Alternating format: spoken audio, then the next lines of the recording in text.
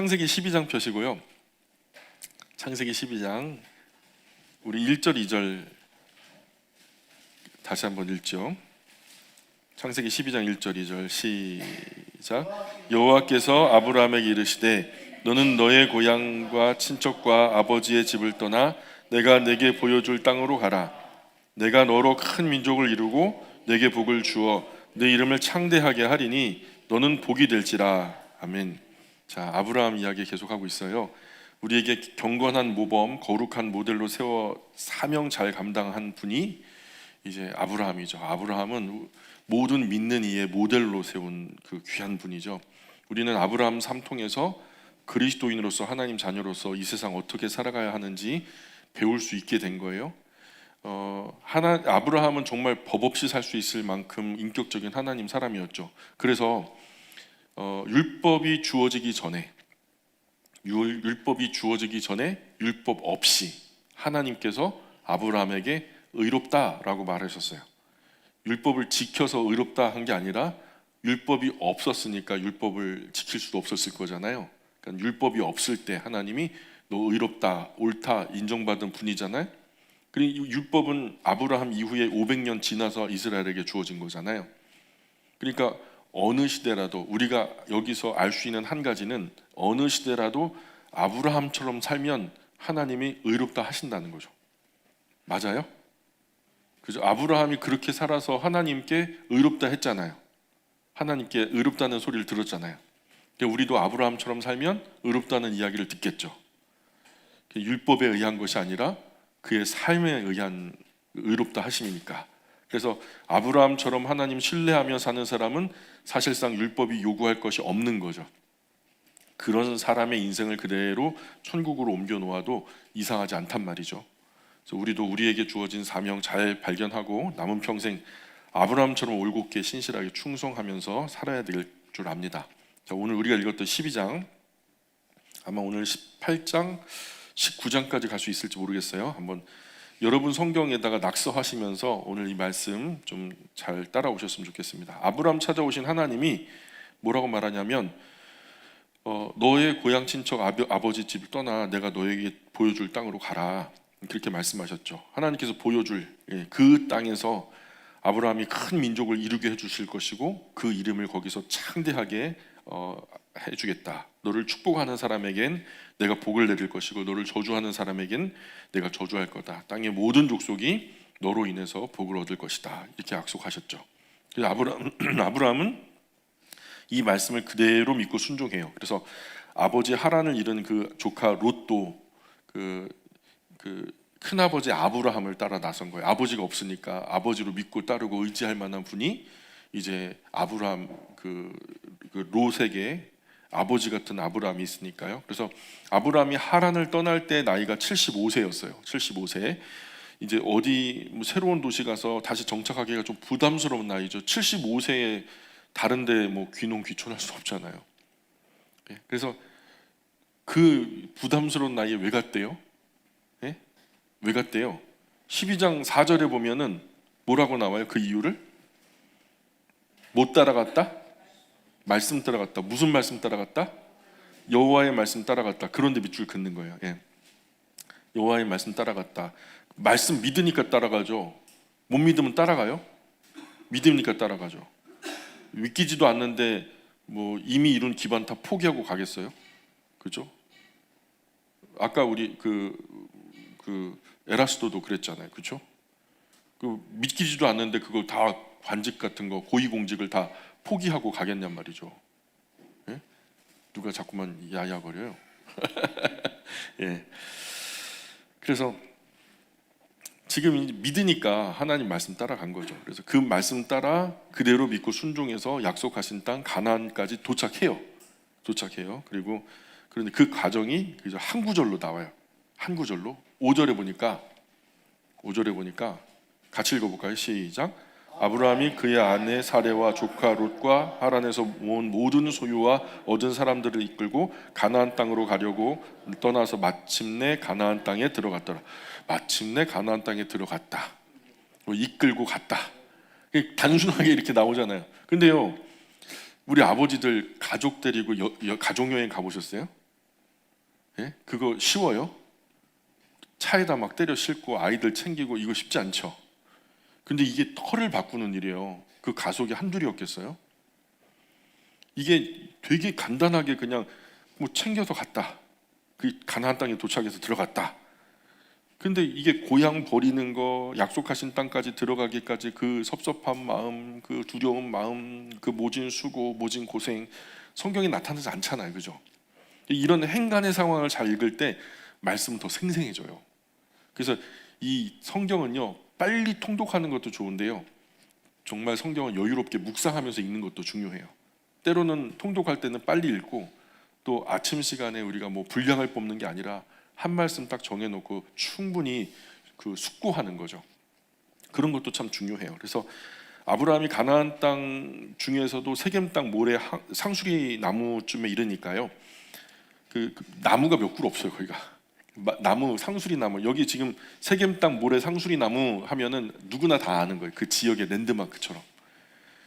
그러니까 그 땅 주인이 이제 가나안 사람들이니, 아브라함 사람이 웬 외지 사람들이 막 큰 행렬을 이루고 오니까 호기심이 생기잖아요. 그래서 보는 거예요. 도대체 뭔 뜨내기가 또 와가지고 또 그러나, 그러거나 말거나 아브라함은요, 하나님 분명히 뭐라 그랬어요. 하나님이 분명히 나에게 나타나셔서 내가 이 땅 너와 너의 자손에게 줄 거야 그랬잖아요. 주실 하나님만 믿고, 그럼 아브라함은 뭐 해야 돼요? 도착하자마자 뭐예요? 감사 예배 드려야죠. 이 땅 나와 나의 자손에게 주신다고 했어. 나 하나님 말씀 믿고 따라왔고, 이 땅은 하나님이 곧 내게 주실 거야. 아멘 하고 왔잖아요. 그러니까 주신 거 감사합니다 하고 감사 예배 드려야죠. 자, 하나님 이 땅 저와 자손에게 주셔서 감사합니다. 누구 맘대로? 하나님 말씀대로. 12장 7절 보세요. 12절 7절에 뭐라고 나와요? 자기에게 나타나신 여호와께 그가 그곳에서 제단을 쌓았다. 제단을 쌓았다는 말이 뭐예요? 예배 드렸다. 감사 예배 드렸다. 그렇죠.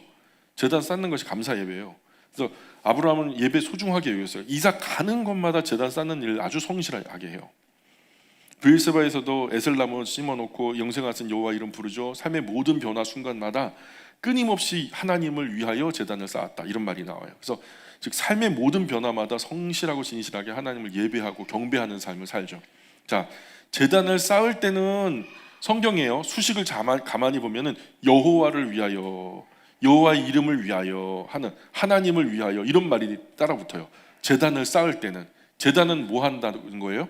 하나님을 예배한다. 그럼 예배는 누구를 위하여 드리는 거예요? 하나님을 위하여 드리는 거예요. 그죠? 예배는 나를 위해 드리는 게 아니죠. 하나님을 위해 드리는 거죠. 이 예배가 결과적으로 나에게 큰 복이 되는 것도 사실이지만 그건 부차적인 얘기예요. 그 예배의 목적은 무조건 하나님인 거예요. 하나님은 나를 통해서, 우리를 통해서 영광 받으셔야 해요. 예. 그것이 1차적인 목적이고, 그 다음에 부차적으로 우리가 예배의 도구가 되어서, 예배자가 되어서 하나님께 예배를 드리다 보니까 우리가 예쁘고 너무 좋아서, 하나님이 좋아서 복을 주시겠다는데 그거 뭐 마다할 일은 없죠. 그렇죠? 예배는 사람이 마땅한 본분이에요. 사람을 지으신 창조주 여호와 하나님을 예배하고 찬송하는 거 당연한 거예요. 우리를 지으신 하나님께 찬송하는 거죠. 반대로 우상 숭배할 때는 항상 그 앞에 뭐라고 나와요? 자기를 위하여라는 말이 나와요. 자기를 위하여, 이게 따라붙어요. 성경 볼 때 이제까지는 안 보였을 거예요. 이제 앞으로 보실 때 이게 보일 거예요. 이제 보일 거예요. 아브라함은 먼저 하나님께 예배드리고요, 베델 동쪽 산으로 옮겨서 장막을 쳐요. 이제 거기서 이제 예배드리고, 거기 예배드린 곳에서 이제 동쪽 산으로 옮겨서 장막을, 거기서 이제 거점을 삼는 거죠. 그리고 서쪽은 베델이 되고 동쪽은 아이가 되는 그 사이에, 자, 서쪽은 베델이 되고 동쪽은 아이가 되는 그 사이에, 예, 거기서 장막을 치고 거주할 그 땅에서 또 뭐해요? 8절 같이 읽어볼까요? 8절 시작.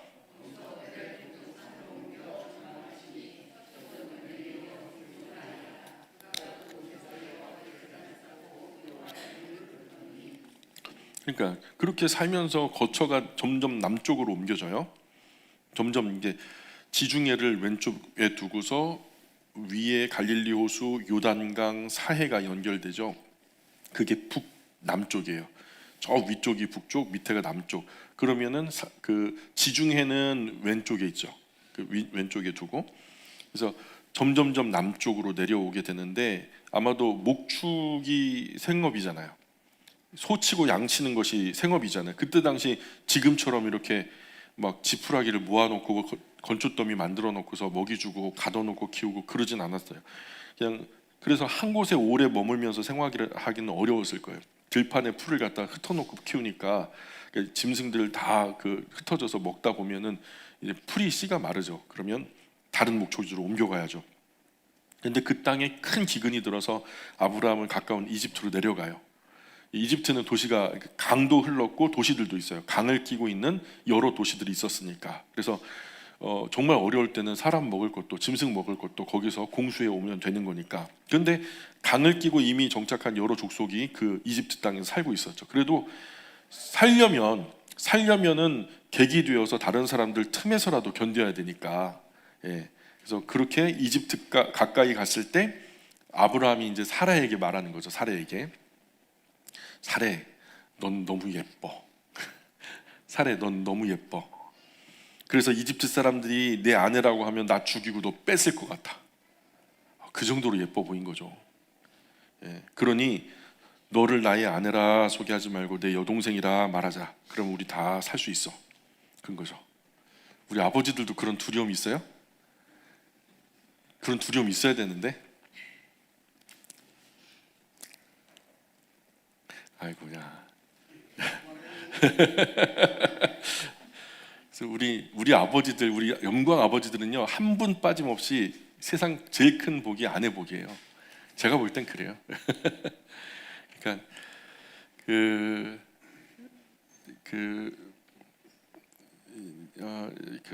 더 얘기하면 안 될 것 같아요. 예, 나중에. 예. 어쨌든 뭐 그렇게 아니나 다를까 이제 이집트로 다 끌고 들어가죠. 그래 이집트 사람들이 아브라함 아내 그 사레 미모에 흠뻑 빠져요. 그래갖고 이집트 파라오의 고관들이요, 파라오 앞에서 사레가 저 그 북방에서 아브람이라고 하는 사람이 가속도를 이끌고 왔는데 그 여동생이 있는데 그 사레가 참 그냥 미모가 아주 특출합니다. 막 칭찬 일색인 거예요. 그 파라오가 소문을 듣고서 아브라함의 여동생 사레가 도대체 얼마나 예쁠까 궁으로 초대를 해요. 보니까 파라오가요, 사레를 보고 첫눈에 반해요. 첫눈에. 그리고 오빠 아브라함을 부른 거죠. 이 파라오가 볼 때는 오빠잖아요. 그리고서 아주 진귀한 음식에다가 좋은 선물들로 아주 후하게 대접해요.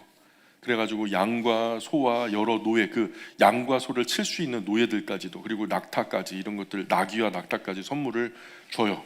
그리고 아브라함이요, 그런 선물들을 다 받아요. 왜 그럴까요? 왜 이런 선물 줘요? 갑자기 이 선물을 왜 줄까요? 사례 달라는 거죠. 예, 네 여동생 나에게 달라는 거예요. 그죠? 아브라함은 찍소리도 못하고 아내 사례를 궁에 내려놓고 그 길로 궁에 내려놓고 선물로 준 양과 소와 노예들 또 나귀 낙타들 이런 거 이끌고서 터벅터벅 자기 장막으로 돌아오죠. 아내 잃고. 그러나 아브라함은 찍소리도 못해요. 그죠? 옷 대들면은 죽이니까, 죽이고 뺏어도 뭐 할 말 없죠. 고대 사회니까 힘이 그냥 법이고 진리예요. 그러나 아브라함은요, 찍소리 못해도 하나님은 다르죠. 하나님 가만히 안 계시죠. 아브라함 믿음의 조상으로 이제 하나님 백성 모델로 삼으신 사람인데, 또 구원자 메시아 그리스도 예수님의 계보를 이을 사람인데, 그래서 그걸 그냥 줘요, 하나님이? 그래서 파라오에게 아주 큰 재앙을 내리시죠. 근데 뭔 재앙인지는 성경에 나타나질 않아요. 그래서 아마 이 과정에서 하나님이 파라오를 만나신 것 같아요. 파라오에게 뭐 꿈으로 보여줬는지 환상으로 보여줬는지 음성으로 들려줬는지, 하나님은 뭐 만 가지로 나타나실 수 있는 분이니까요. 어쨌든 하나님이 파라오를 잠깐 너 화장실 들로 따라와 그래갖고 만나신 것 같아요. 만나서 뭐라고 하셨을까요? 뭐라고 하셨을까요? 아마도 이랬을 것 같아요. 너 사례 몸에 털끝 하나 건드려봐, 너와 네 가족들 다 죽는 거야. 사실 사례는 아브라함 여동생 아니야. 아브라함 아내지. 나 분명히 경고했어. 그러니까 이후의 일은 네가 알아서 해. 알았지? 하고서 뿅 하고 그러니까 이제 파라오는 정신이 번쩍 난 거죠. 그리고 아브라함 불러요. 야, 너 왜 사례를 네 아내라고 하지 않고 여동생이라고 거짓말했어? 너 때문에 내가 큰일 날 뻔했잖아. 어서 네 아내 데려가. 그래갖고 파라오가 신하들에게 특별히 말하기를 아브라함과 사례 건드리지 마라. 그 모든 소유 아무 문제 없이 조용히 보내줘. 알았지? 그래가지고 털끝 하나 건드리지 않고 아브라함 그 가족이 다시 이집트 땅에서 떠날 수 있게 그 신변 보호가 다 된 거죠. 근데 그래서 아브라함은 그 땅에 살 수 없어요. 망신당했잖아요. 거짓말했잖아요. 사회적으로 진짜 신용도를 잃어버린 거예요. 그 땅에 살 수 없어서 다시 온 가족 이끌고 네게브로 올라가요. 네게브가 남쪽이라는 뜻이에요. 그래서 아브라함 생각에 아내로 인해서 자기와 온 가족이 곤란 당할까 봐 아내를 여동생이라고 했죠. 파라오와의 군대와 맞서는 것은 사실 자살하는 행위나 마찬가지죠. 그 고대 시절에 그런 일 아주 흔했으니까. 이것이 아브라함의 평생의 모습이었다면 진짜 실망스러웠을 거예요. 남자답지 못한 거죠.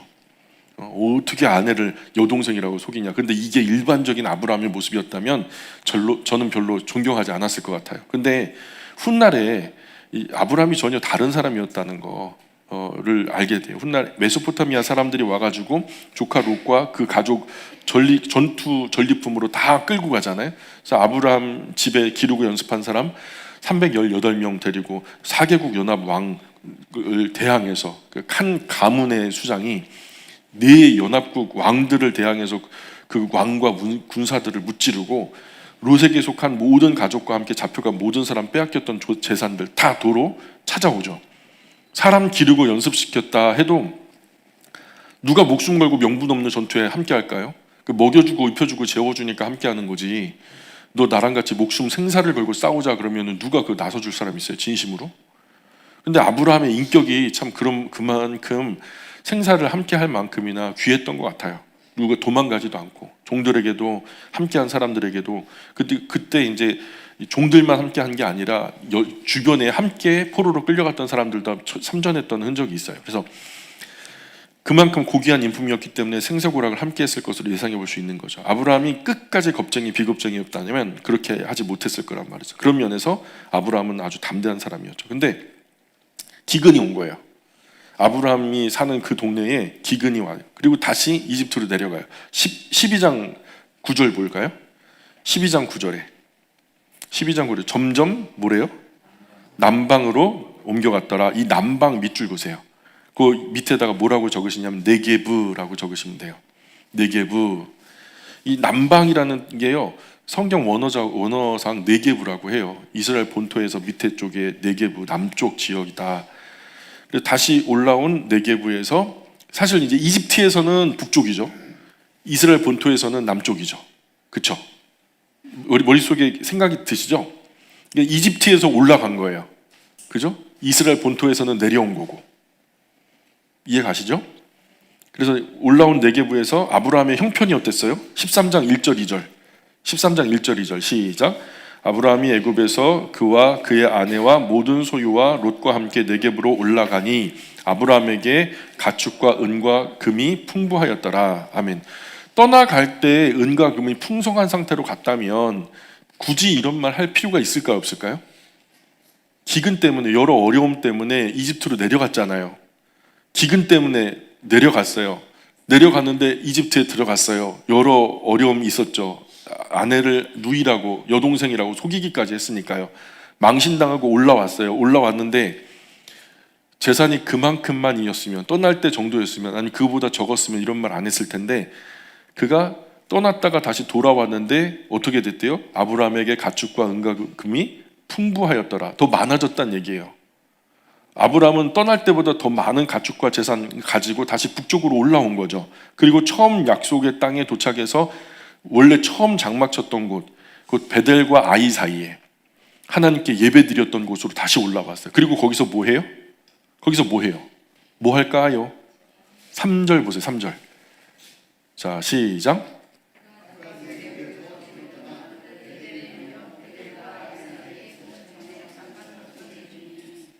13장 3절. 13장 4절. 예, 시작. 예, 아멘. 그가 거기서 여호와 이름을 불렀더라라는, 여호와 이름을 불렀다, 이것도 예배를 드렸다는 거예요. 제단을 쌓았다, 여호와 이름을 불렀다, 이게 다 예배 드렸다는 얘기예요. 한마디로 아브라함은 예배하는 사람이에요. 예배하는 사람. 그런데 문제가 하나 생겨요. 아브라함 따라왔던 롯도 이집트의 기근 때문에 내려갔다가 올라왔는데 서로 재산이 너무 많아지는 거예요. 여기서 재산이라 하면 소와 양떼겠죠. 너무 많아져요. 그래서 아마도 롯도 그 아버지가 하란에서 그 물려받은 유산이 적지 않았을 거예요. 아브라함 것도 있었을 테지만 롯에게 속한 것도 원래 있었을 거고, 그런데 이집트에 내려갔다가 다시 쫓겨 올라왔는데 이 유산이 더 많아지니까요. 물론 아브라함 덕에 재산이 늘어나기도 했을 거고요. 아브라함도 롯도 양과 소를 목축하는 입장에서 서로 가축이 섞여가지고 종들 간에 자꾸 니것 내것 싸우고 막 다툼이 일어나고, 아브라함과 롯의 그 양과 소를 함께 치기에는 그 땅이 작게 된 거예요. 예, 좀 더 그 풀이 풍성한 쪽으로 막 자기들 종들이 먼저 양을 먹이겠다고 막 끌고 가니까 막 쟁탈전이 벌어지고요. 거기다가 그 땅에 가나안 사람, 브리스 사람도 그 틈에 끼어 살았거든요. 원래 그 원주민들도 그 틈에 끼어 살았는데, 처음에 아브라함 이주해 왔을 때 그들은 호기심으로 봤는데 이제는 그 땅 거민을 넘어서는 거예요. 아브라함과 롯의 소유가 너무 많으니까. 이제는 아브라함도 롯도 그 땅의 주인, 거민이 되고, 가나안 브리스 사람들은 그 틈에 끼어 사는 사람들처럼 보이기 시작한 거죠. 어쨌든 함께 살기의 땅이 비좁았다는 말이에요. 아브라함은 결단하죠. 그리고 롯에게 말해요. 야, 너랑 나랑 가족이야. 종들이 서로 싸우게 하지 말자. 우리 앞에 얼마나 많은 넓은 땅이 있냐. 그러니 네가 오른쪽 하면 난 왼쪽 할 거야. 네가 왼쪽 하면 난 오른쪽 할게. 그러니까 네가 먼저 선택해. 하고서 큰아버지가 조카에게 먼저 선택권을 줬어요. 그랬더니 롯은요, 큰아버지 의견 다시 여쭙지도 않고 먼저 좋은 땅 고르죠. 그 땅이 이제 동쪽 요단 지역인데 소알까지 펼쳐져서 물도 풍성하고 땅이 비옥해서 풀이 무성한 목초지대였죠.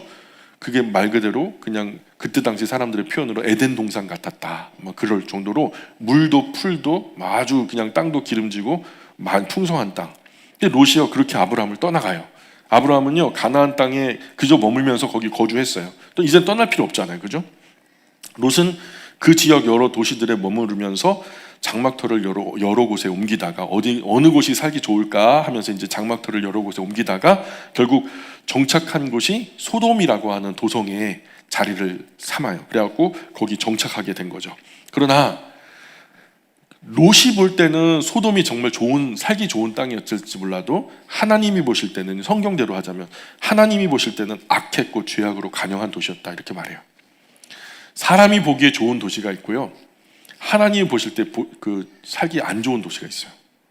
그걸 구분하셔야 돼요. 오늘날에도 그런 도시가 있어요.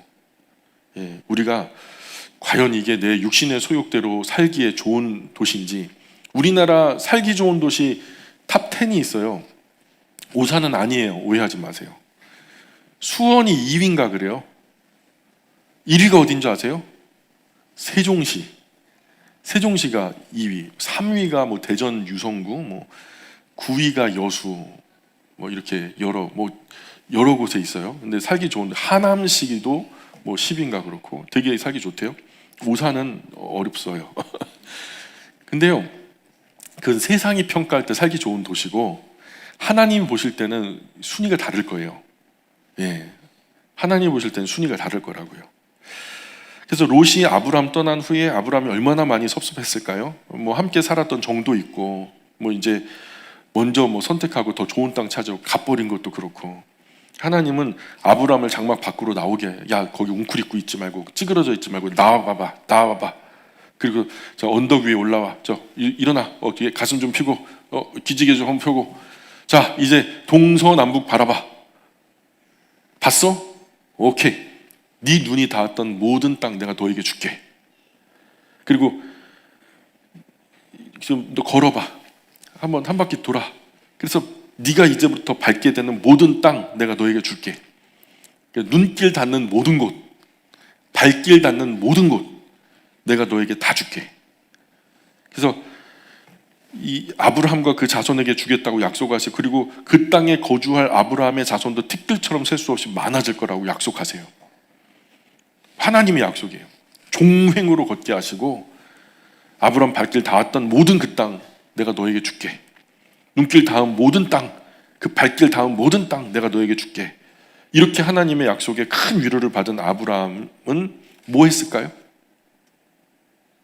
하나님이 눈길 닿았던 모든 땅, 발길 닿는 모든 땅 내가 너에게 줄게. 그럼 어떻게 해야 돼요? 아이 답답하네. 이제도 아직도 몰라요? 감사 예배 드려야죠. 18절 보세요. 13장 18절. 13장 18절 같이 읽어봐요. 시작. 이에 아브라함이 장막을 옮겨 헤브론에 있는 mamre의 상수리 숲에 이르러 거주하며 거기서 여호와를 위하여 제단을 쌓았더라. 또 감사 예배 드려요. 그런데 그 예배가 단회적인 것 같지 않아요. 거기 거주하면서 거기서 여호와를 위하여 제단을 쌓았더라라는 것은 이게 어감도 그렇고요. 지금 이것이 단회적이지 않고 사는 동안 그곳에 사는 동안 늘 그렇게 감사 예배하면서 그런 삶을 살았다라는 것으로 보는 게 맞다라는 거죠. 14장으로 건너가 보세요. 그래서 당시 조카 롯이 정착했던 소돔 지역에 5 왕이 있는데요. 이 소돔 지역의 5 왕이 언제나 이제 뭐 굉장한 기득권을 가지고 거기에 부귀권세 누렸던 사람들이 아니라 사실 신할 사막의 지역으로 거점을 두고 살아가는 이 4 왕이 있는데요. 그 중에서 탁월했던 왕이 그돌라오멜이라고 하는 왕이 있어요. 따라해볼까요? 그돌라오멜이 굉장히 맹주였기 때문에 이 소돔 지역 5 왕이 그돌라오멜을 12년 동안 섬겼다는 거예요. 조공을 바치면서 평화를 유지했던 거죠. 이 때문에 그돌라오멜을 중심으로 신할 지역 4 왕이요. 그렇게 평화롭게 잘 살았는데 12년째까지 섬기다가 13년째 조공을 안 바쳐버려요. 그리고 배신해버려요. 네가 잘났으면 얼마나 잘났어? 나 이제 너에게 조공 안 바치고 우리는 대등한 관계야. 왜 이래? 한번 싸워볼까? 막 그러면서 이제 배반을 한 거죠. 이게 그냥 괘씸해가지고 신할 지역 4 왕 연합해가지고 소돔 지역 5 왕의 전쟁을 선포하고 막 쳐들어온 거죠. 이 전쟁터는 사해 앞 시딤 골짜기라고 하는 큰 평지에서 그 계곡에서 맞서게 된 거예요. 그런데 그 전투 결과 그돌라오멜을 위시하는 신할 4 연합 왕이 이겼어요. 그래서 소돔과 고모라의 모든 재물과 양식을 전리품으로 다 뺏어가요. 그리고 그때 사람들도 다 끌고 가요. 아브라함의 조카 롯과 그의 가족도 끌려가고요. 롯의 모든 재단도 다 뺏기죠. 그래서 이 사실을 도망쳐 나온 한 사람이 도망쳐 나오다가 아브라함이 이제 아마 대접을 한 것 같아요. 그러니까 이 사람이 아브라함에게 아유 큰일 났어요. 저 소돔 지역, 고모라 지역 거기 신할 4 연합 왕이 쳐들어와가지고 다 부셔갖고 그냥 다 데리고 가고 재단도 다 그냥 노량물로 가져갔다고. 그러니까 아브라함이 그냥 심장이 덜렁하는 거죠. 거기 누가 살아요? 조카 롯이 사니까. 그래갖고 자기 집에서 기르고 훈련한 사람 318명을 거느리고 단까지 쫓아가요. 단이면은 저 이스라엘 경계 북쪽이거든요. 거기까지 쫓아가가지고 그 밤에 아브라함과 그에게 속한 사람들이 나누어져서 사방에서 그냥 파상 공세를 해가지고 신할 왕 4 왕을 쳐부수고 빼앗겼던 모든 사람, 모든 재산 다 찾고 롯과 그의 가족, 롯의 재산도 다 찾아줘요. 그렇게 개인으로 신할 4 연합 왕을 물리친 아브라함을 소돔 왕이요 먼저 나와가지고 버선발로 나와가지고 그냥 막 아브라함한테 오버페이스를 하면서 막 야 당신은 구국의 영웅이라고 막 엄청 축혀 세우죠. 이때 그 근원을 알 수 없는 살레왕 멜기세덱이라는 분이 떡과 포도주를 가지고 나와서 이제 아브라함에게 대접을 하죠. 성경의 설명은 이래요. 여러분 성경 14장 18절 보세요. 14장 18절 시작. 살레왕 멜기세덱이 떡과 포도주를 가지고 나왔으니 그는 지극히 높으신 하나님의 제사장이었더라. 아멘. 이 멜기세덱을 그 성경 공부하는 거의 모든 분은요 구약에 나타난 예수님으로 봐요. 그리고 여호와의 사자라고 부르는 그 이름도 구약에 나타난 예수님으로 일반적으로 그렇게 여기고요. 지금 여기 멜기세덱도 사실은 예수님으로 봐요. 구약에 나타난 예수님. 히브리서 6장 20절에 여기에 대한 기록이 나오는데요. 히브리서 6장 내내 전부 다 멜기세덱에 대한 이야기를 하지만 사실 그 멜기세덱을 예수님으로 봐요. 그 뉘앙스 자체가. 그 중에서도 히브리서 6장 20절에 이렇게 나와요. 그리로 앞서가신 예수께서 멜기세덱의 반차를 따라 영원히 대제사장이 되어 우리를 위하여 들어가셨느니라. 곧 예수님은 멜기세덱과 같다. 이런 표현이죠. 특별히 신학교에서 공부 시간에 졸며 잘세하신 분들 빼놓고는 대부분 일반적으로 구약에 나타난 성자 예수님으로 이해하는 거예요. 그죠? 그런 힌트는 수도 없이 많아요. 어쨌든 턱과 포도주로 아브라함을 대접한 거예요. 전투에서 이제 승리하고 왔으니 얼마나 지치고 힘들겠어요? 그냥 많은 사람들을 죽이고 살리는 그 전투 현장에서 얼마나 피비린내 나는 곳에서 죽고 사는 전쟁을 했냔 말이죠. 그러니까 지쳤을 테니까 이 멜기세덱이 나와서 떡과 포도주로 아브라함에게 대접을 하면서 축복을 하죠. 19절 20절에 보니까 같이 읽어볼게요. 14장 19절 20절 시작.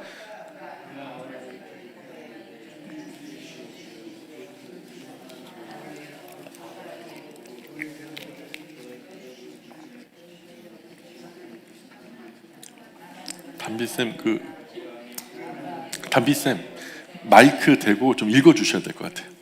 예, 우리 이게 그 영상으로 나가다 보면은 그냥 아무것도 안 들리고 요 소리만 나오니까 우리 같이 읽을 때는 합독할 때는요 우리 담비쌤이 좀 읽어주셔야 돼요. 그래서 여기 보시면 20절에 너희 대적을 네 손에 붙이신 지극히 높으신 하나님을 찬송할지로다 하매 이렇게 나오거든요. 그래서 20절 거기에 너희 대적을 너의 손에 붙이신 지극히 높으신 하나님을 찬송할지어다. 자, 이 전쟁이 아브라함이 아니라 너희 대적을 너희 손에 붙이신 지극히 높으신 하나님. 아브라함이 한 게 아니래요. 누가 했대요? 하나님이 너희 대적을 너의 손에 붙이신 지극히 높으신 하나님.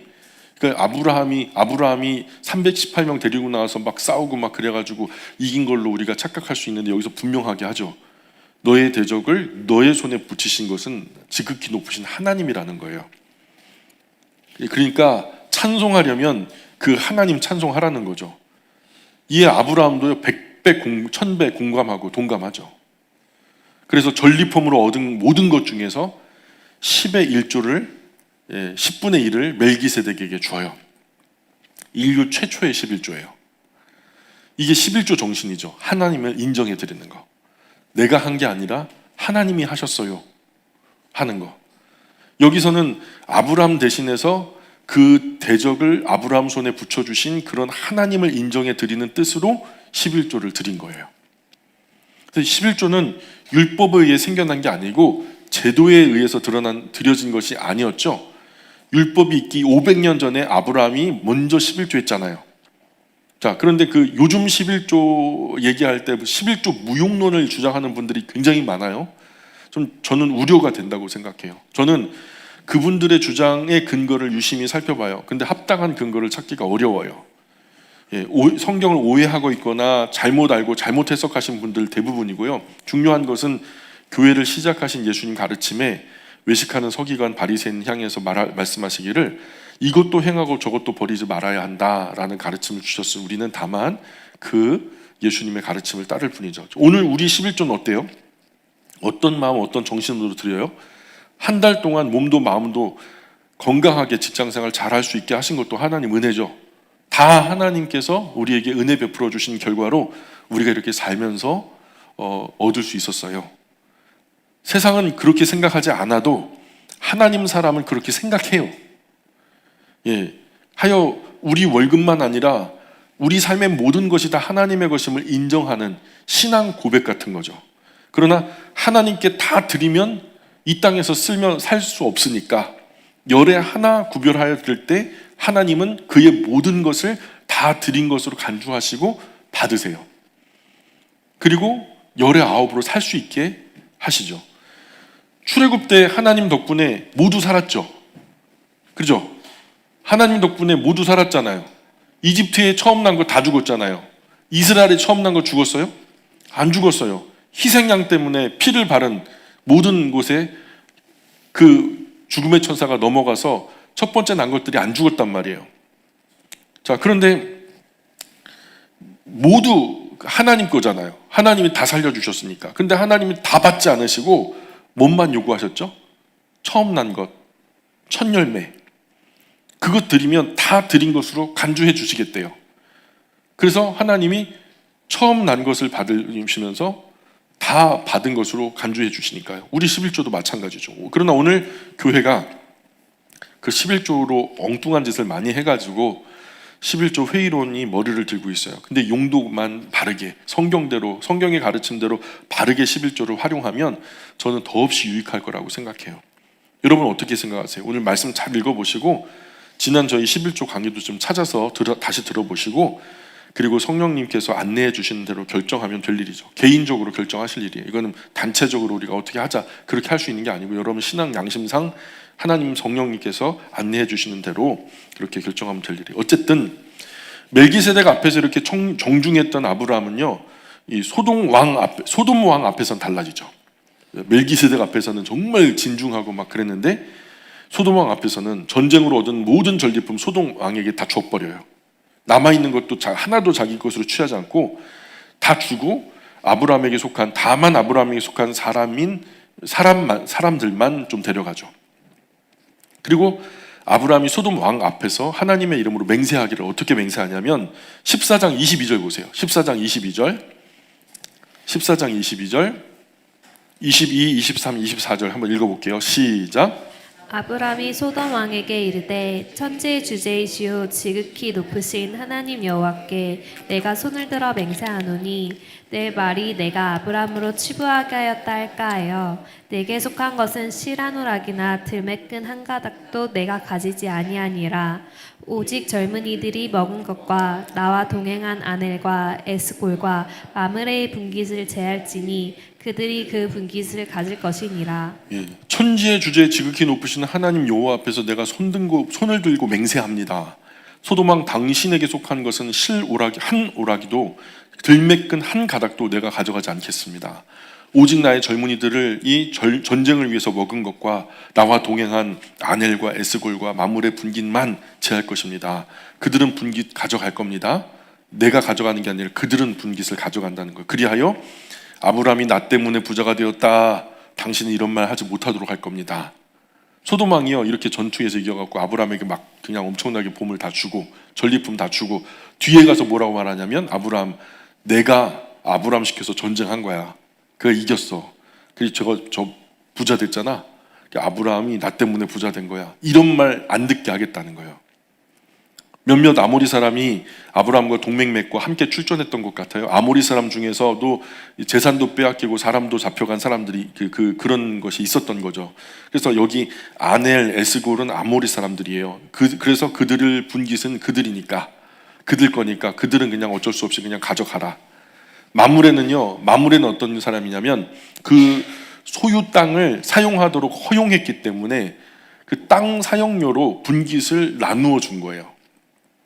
그러나 자신은 동전 한 입 취하지 않아요. 이 훗날의 이 전투가 시비의 빌미가 될까봐 아주 조심하는 것을 보게 돼요. 이 전투로 나는 득본 것이 없다. 다만 잃은 것을 되찾았을 뿐이다. 이 이상도 이하도 아닌 거죠. 소돔이 뭐 더 이상 말 못하죠. 그리고 손 터는 거예요. 그래야 신할의 신할의 네 왕도 아브라함에게 복수하지 못하죠. 그렇죠? 빼앗긴 거 자기가 도로 찾았는 것 뿐이니까. 그러나 소돔 왕과 얽혀버리면 12년간 섬겼던 왕을 배신한 꼴이 되는 거예요. 그러면은 그 보복이 아브라함에게도 미치는 거죠. 여기까지가 이제 12장, 13장, 14장까지 온 거예요.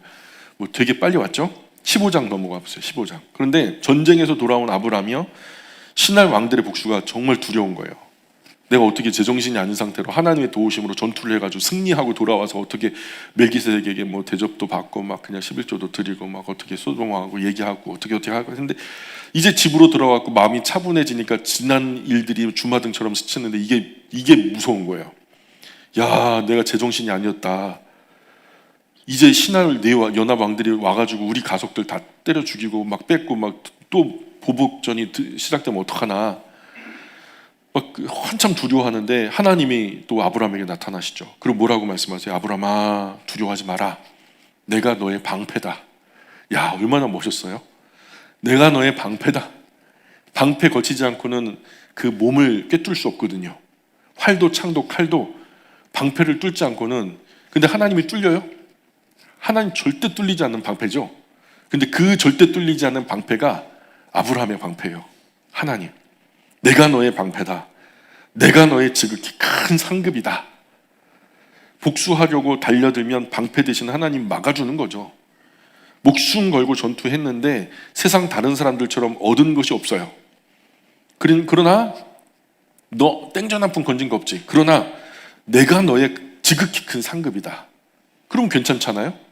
그렇죠? 그래서 아브라함은요, 하나님이 나의 지극히 큰 상급이다? 하나님이 나의 지극히 큰 상급이다? 하나님의 어떤 상급으로 나한테 주실지 모르지만 지금 저에게는 저의 대의를 자식 하나도 없어요. 제게 속한 사람이라면 다만 제 몸종이 늙은 다메섹 사람 엘리에셀 하나뿐인데 하나님께서 저에게 씨를 주시지 않았으니 나의 상속자는 당연히 이 몸종 엘리에셀이 되겠죠. 뭘 준다는 거예요? 이런 아브라함 말에 하나님 이렇게 말씀하세요. 엘리에셀이 네 상속자가 아니야. 너의 상속자는 너의 몸에서 날짜가 네 상속자가 될 거야. 그리고 아브라함을 데리고 장막 밖으로 데리고 나가세요. 심심하면 하나님은 아브라함하고 산책을 즐기셨던 것 같아요. 그 사막 어두운 그 광야, 사막 언덕 위에서 그 중동의 밤하늘을 올려다보게 해요. 자, 고개를 들어 하늘을 봐라. 전에는 어디 보라 그랬어요?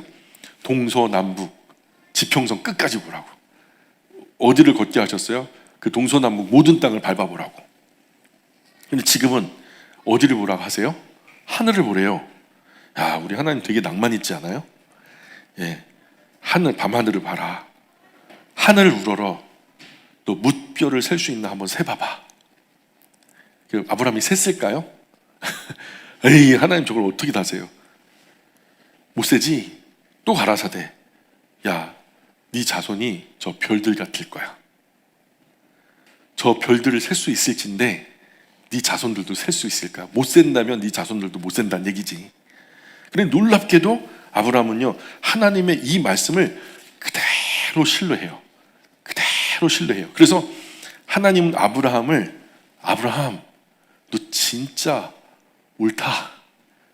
하나님 신기한 거예요. 진짜요, 하나님? 저 별들만큼이나 나의 자손을 번성케 하신다고요?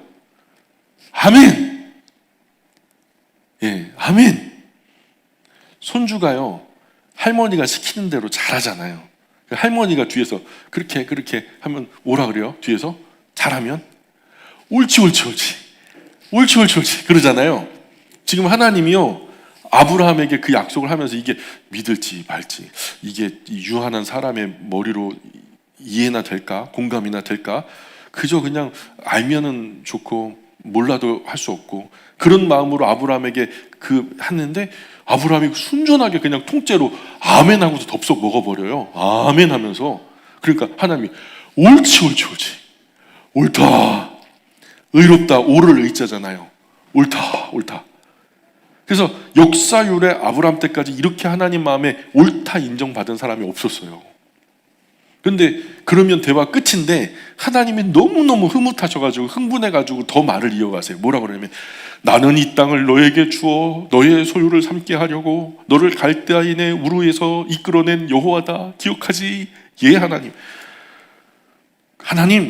하나님은 보이지도 않고 만져지지도 않는 분인데 그러면 내가 이 땅 소유로 받을 걸 뭘로 알까요? 그럼 나는 믿어요. 근데 이게 하나님이 만져지는 분도 아니고 보이지도 않는 분이고 분명히 하나님이 이 땅을 나에게 주신다고 나는 그거 믿고 확신하는데, 그럼 내가 이 땅을 소유로 받을 것을 뭘로 알 수 있을까요? 뭔가 사인이 있을까요? 하나님은 아브라함에게 언약식 준비해라 그래요.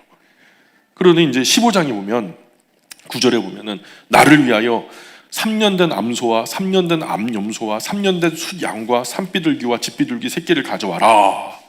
그리고서 그거 어떻게 해요? 아브라함 시키신 그 짐승들을 가져왔어요. 그랬더니 반으로 쪼개라. 무슨 사과도 아니고 뭘 쪼개? 어떻게 하라는 거예요? 어떻게 쪼갰을까요? 앞뒤로 쪼갰을까요? 아니 절반으로 쪼갰을까요? 완전히 세로로 쫙 쪼갰을 거예요. 사과처럼 쪼개가지고 그 쪼개진 짐승 두 조각을 마주보게 양쪽으로 벌려놓고요, 새는 작으니까 쪼갤 것도 없으니까 그냥 죽여서 그냥 내버려 두고요. 그리고 아브라함은 그 죽은 짐승들 앞에 머물면서 하나님 쪼갰어요. 그 다음 뭐 할까요? 근데 하나님 말씀을 안 하세요. 쪼개라. 그래가지고 쪼갰는데 유혈이 낭자하고 막 그냥 막 냄새가 진동하니까 벌레들 막 그리고 나중에는 머리 위에 새들이 막 그냥 솔개가 막 날아다니는 거예요. 그러니까 아브라함이 하나님 말씀하세요. 쪼갰는데 좀 어떡하냔 말이에요. 그랬더니 하나님이 내내 그냥 말씀이 없으세요. 그러니까 쪼개진 짐승들 먹인 줄 알고 그냥 솔개가 자꾸 내려앉으려고 하니까 아브라함이 종일 동안 그냥 막 이렇게 쫓다가 지쳐가지고 잠이 들었네요. 그리고 큰 흑암과 두려움이 아브라함에게 임하죠. 그리고 하나님은 아브라함의 그 자손에게 나타날 아주 특별한 앞날을 아브라함에게 보여주세요. 그 부분 우리가 같이 읽어볼까요? 15장 13절 15장 13절 13절로 16절까지예요. 13절로 16절까지 같이 읽습니다. 시작. 여호와께서 아브라함에게 이르시되 너는 반드시 알라. 네 자손이 이방에서 객이 되어 그들을 섬기겠고 그들은 400년 동안 네 자손을 괴롭히리니 그들이 섬기는 나라를 내가 징벌할지며 그 후에 네 자손이 큰 재물을 이끌고 나오리라. 너는 장수하다가 평안히 조상에게로 돌아가 장사될 것이요 네 자손은 4대 만에 이 땅으로 돌아오리니 이는 아모리 족속의 죄악이 아직 가득 차지 아니함이니라 하시더니 여기까지. 너는 반드시 알라. 반드시 알라. 잊지 마라. 꼭 기억해. 이런 말이에요. 아브라함 꼭 기억해. 계시 1, 2, 3인데 계시 1은 아브라함 너의 자손이 이방에서 객이 될 거야. 포로가 된다니. 그들을 섬기게 될 거야. 그걸 400년 동안 네 자손을 괴롭게 할 거야. 그러나 내가 그들을 이 섬기는 나라를 징벌할 거야. 그래서 그 후에 너의 자손이 큰 재물을 이끌고 자유를 얻어 나오게 될 거야. 그리고 계시 2, 너는 장수하다가 평안히 조상에게로 돌아가 장사될 거야. 아마도 그것들을 보지 못하게 될 게야.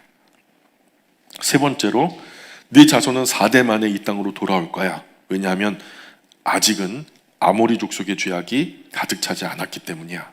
이런 얘기를 해요. 아브라함이 정신 차리고 보니까 해는 이미 어두워졌고 연기 나는 화로가 눈앞에 보이는데 이거 불 누가 피신 거예요?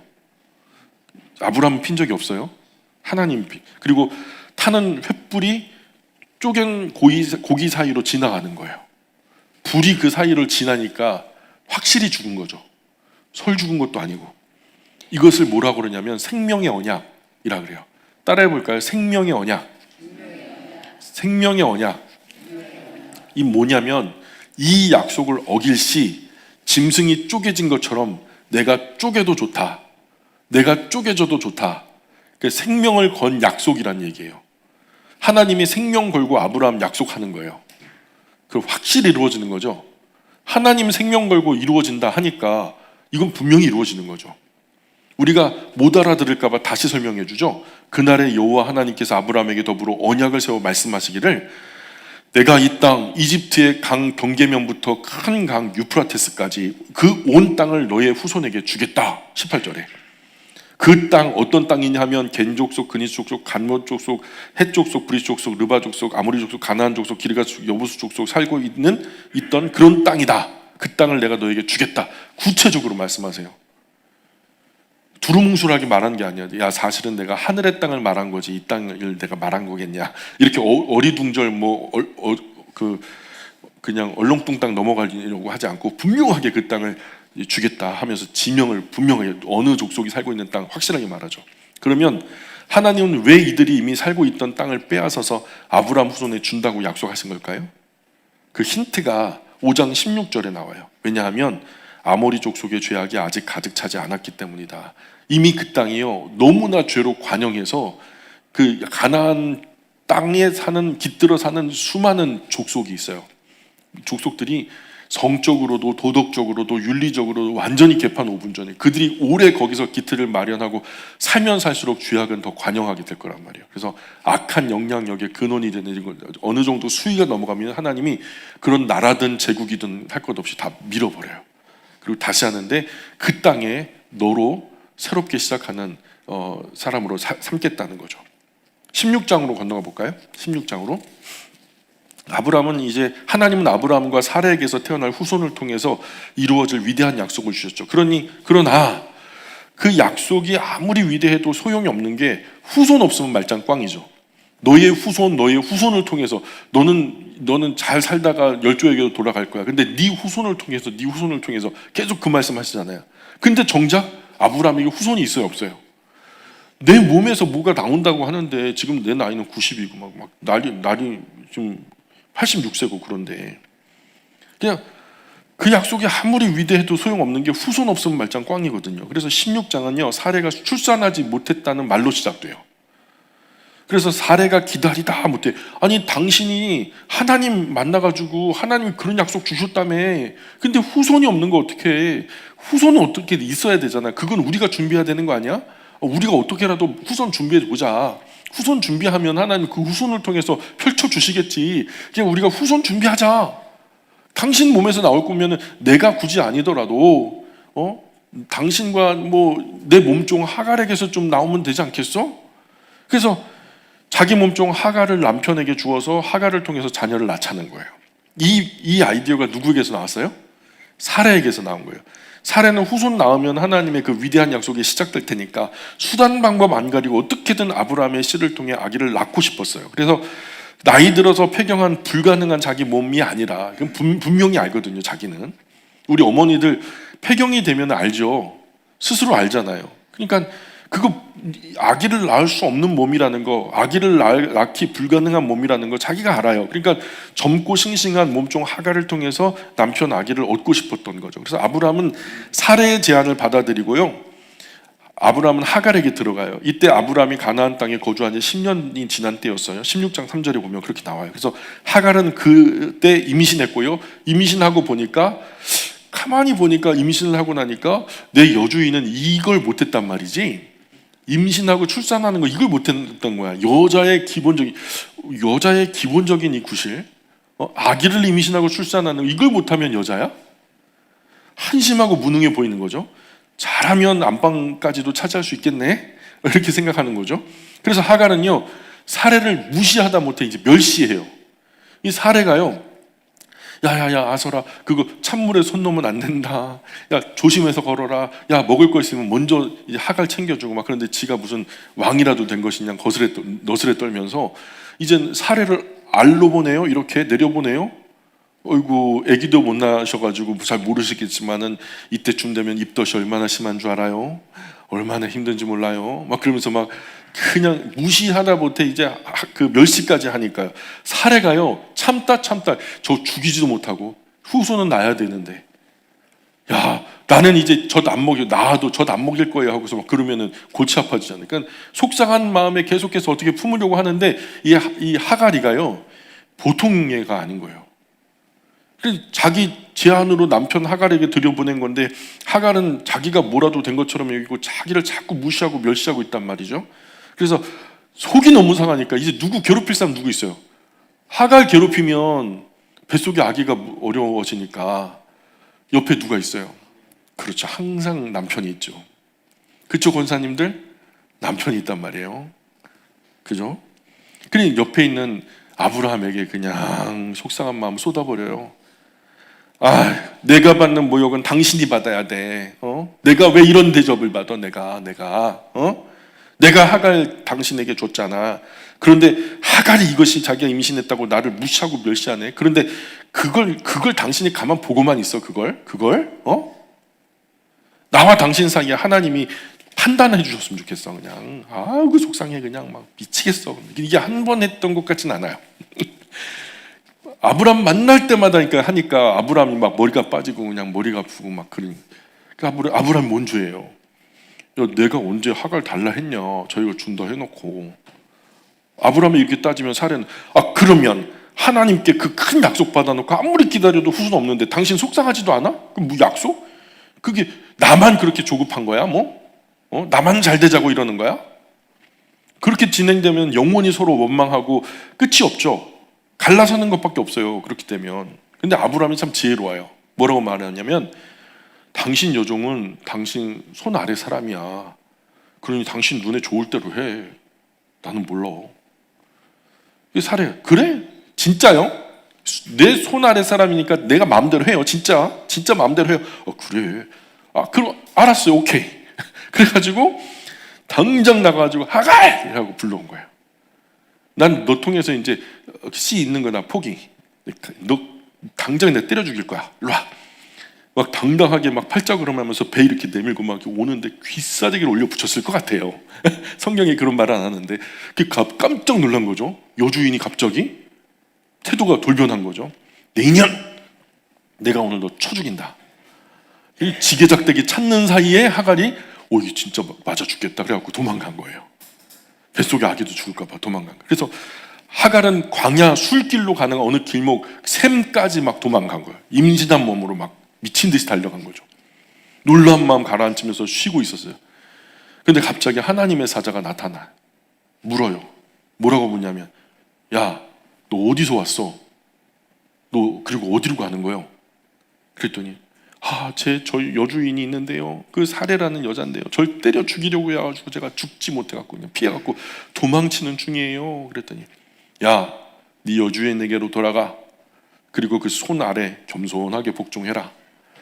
그러면 내가 네 씨를 셀 수 없을 만큼 크고 많이 번성하게 해줄 거야.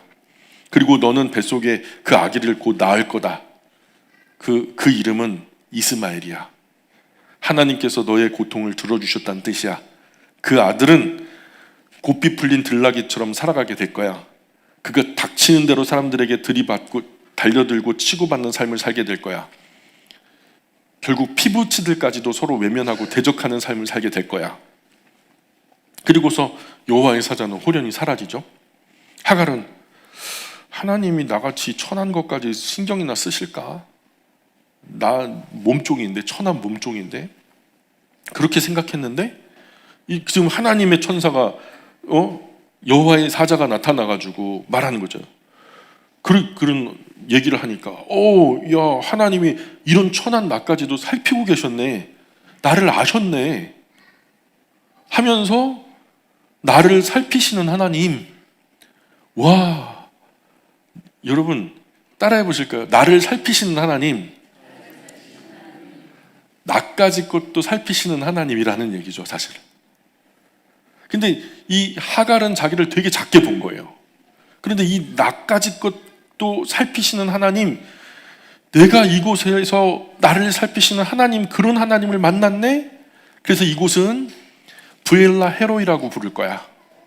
그래서 그곳이 브엘라 헤로이라는 지명으로 불리게 돼요. 자, 여호와의 사자를 만난 그곳을 브엘라 헤로이라고 부르게 된 거죠. 무슨 뜻이라고요?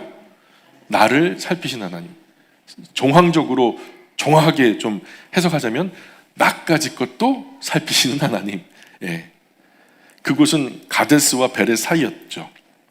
하갈은 여호와의 사자 말씀 듣고 그 길로 다시 사라에게로 고개 푹 숙이고 그저 때려 죽이면 죽겠다는 마음으로, 여호와의 사자가 어쨌든 약속했잖아요. 나을 거라고. 죽지는 않을 거란 말이잖아요. 적당히 맞다가 그냥 죽을 것 같으면 놔주겠지. 근데 어쨌든 아들도 무사하다 하니까 이 뱃속에 있는 게 아들인지 어떻게 알겠어요. 근데 아들이고 그 이름까지 이스마엘이라고 지어주셨으니, 여호와의 사자가 그렇게 약속했으니 맞는 얘기일 거야 라고 고개 푹 숙이고 들어가죠. 말씀대로 아들 낳았고요. 그 이름을 이스마엘이라고 부르게 되죠. 이스마엘 태어난 때가 아브라함 나이로 86세. 그리고 이때부터 하나님은 아브라함에게 말씀하지 않아요. 아브람에게 말씀하지 않아요. 이스마엘이 성년의 그 이스라엘의 성년 나이가 만 13세거든요. 나이 만 13세 될 때까지 침묵하세요. 16장 마지막에 뭐라고 그래요? 16장 마지막에 하갈이 아브라함에게 이스마엘을 낳았을 때 아브라함이 86세였더라. 근데 17장 1절 보세요. 87장 1절에 읽어볼까요? 시작. 아브라함이 99세 때 여호와께서 아브라함에게 나타나서 그에게 이르시되 나는 전능한 하나님이라 너는 내 앞에서 행하여 완전하라. 자, 그러면 16장 마지막 절 그리고 17장 1절 사이에 몇 년이 비어요? 13년. 86세였더라 그러잖아요. 근데 여기 1절에서는 99세에 하나님이 말씀하셨다 그러잖아요. 그럼 몇 년이야? 99 빼기 86은 13년. 저는 이게요, 성년이 될 때까지의 나이라고 봐요. 이스마엘 성년 될 때까지 나이. 왜냐면 성년 되면은 독립할 수 있죠. 자기 몸 자기가 건사하면서 성인으로서 삶을 살 수 있어요. 그러니까 사람이요, 하나님 약속 안 믿고 인간적인 실수로 저질러 놓은 그 실수가 만회될 때까지 하나님 기다리시는 거예요. 그리고 13년 만에 나타나신 하나님이 아브라함에게 말씀하시죠. 첫 마디가 뭐예요? 아브라함 오랜만이야. 야, 너 어떻게 잘 지냈어? 이게 아니죠. 첫 마디 뭐래요? 나는 전능한 하나님이라 너는 내 앞에서 행하여 완전하라. 이 뭔 뜻일까요? 순종하라면 똑바로 해, 정확하게 해, 이 말이에요. 이 말씀 후에 전에 하나님과 아브라함 사이에 약속을 재확인해 주세요. 그 계시 1, 2, 3 있죠. 그리고 약속도 있었잖아요. 아브라함은 하도 오랜만에 나타나셔서 깜짝 놀란 것 같아요. 그러니까 나타나신 하나님 앞에 넙죽 엎드려요. 그리고 엎드린 아브라함 앞에서 하나님 뭐라 말씀하시냐면, 내가 나와 너 사이에 약속한 거 있었지. 내가 너를 크게 번성하게 하겠다 했었지. 기억해? 그 약속대로 너는 여러 민족의 아버지가 될 거야. 이제 너의 이름 아브라함이라 하지 말고 아브라함이라 불러. 내가 너를 여러 민족의 아버지로 삼겠다. 아브라함이라는 것은요, 고귀한 아버지란 뜻이에요. 고귀한 아버지. 그러니까 한 가정의 아버지를 말해요. 근데 아브라함이라는 것은요, 아버지의 아버지 또는 수많은 아버지의 아버지, 많은 무리의 아버지란 뜻이라 국부를 말해요. 나라의 아버지. 그러니까 나라들의 아버지. 그리고 뭐라고 말씀하시면, 아브라함, 나와 너 사이의 약속은 내가 너로 여러 민족의 아버지 되게 해주겠다 약속했다. 내가 너를 크게 번성하게 해서 많은 민족 왕들이 너에게서 나온다는 뜻이야. 내가 이 약속을 나와 너 그리고 대대로 너의 후손 사이에 있게 하겠다. 그래서 나는 너와 네 후손 영원한 하나님이 될 거야. 내가 너와 너의 후손에게 네가 지금 살고 있는 이 땅, 곧 가나안 온 땅을 줄 거야. 약속했던 것처럼. 이곳이 너의 영원한 기업이 될 것이고 나는 너뿐 아니라 네 자손의 하나님도 될 거야. 그러니 너는 이 약속 잘 지켜라. 행하여 완전하라. 네 후손도 대대로 잘 지키게 똑바로 교육해라. 아브라함, 그래서 너는 오늘 너희 중 남자는 다 할례를 받게 해라. 이것이 나와 너희 그리고 네 후손 사이에 지켜질 약속의 표시야. 네가 자꾸 까먹어가지고 내가 표시를 할 수밖에 없어. 대대로 네 집안 모든 남자는 낳은 지 8일 만에 할례 받아야 된다. 나의 약속이 너희 살의 표시가 되어 영원히 기억할 약속이 될 거야. 이게 남자들의 그 할례는 남자의 생식기 끝을 잘라내는 거잖아요. 그래서 소변 볼 때마다 기억날 거예요. 그렇죠? 그리고 네 안에 이제 사례라고 하지 말어. 사라라고 불러. 사례라는 뜻은요, 여주인이란 뜻이에요. 그리고 사라는 것은요, 왕비란 뜻이에요. 가정의 엄마 자리, 나라의 왕비 자리. 그죠? 여주인은 작은 집안에 대한 이야기지만 왕비는 큰 나라에 대한 이야기죠. 내가 사라에게 복을 줄 거야.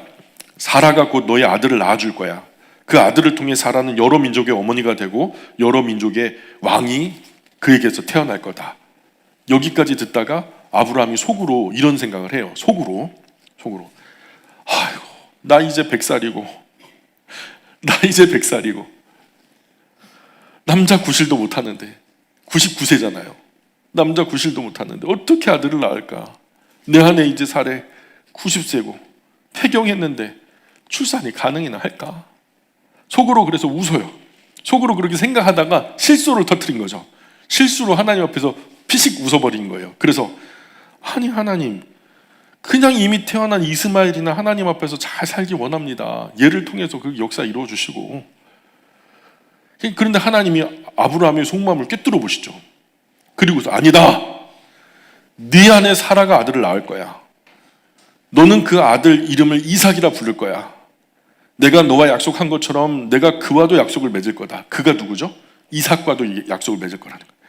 그의 후손에게 흐르는 영원한 약속이 될 거야. 내가 속으로 생각한 이스마엘에 대한 소원도 이미 들었다. 잘 살 거야.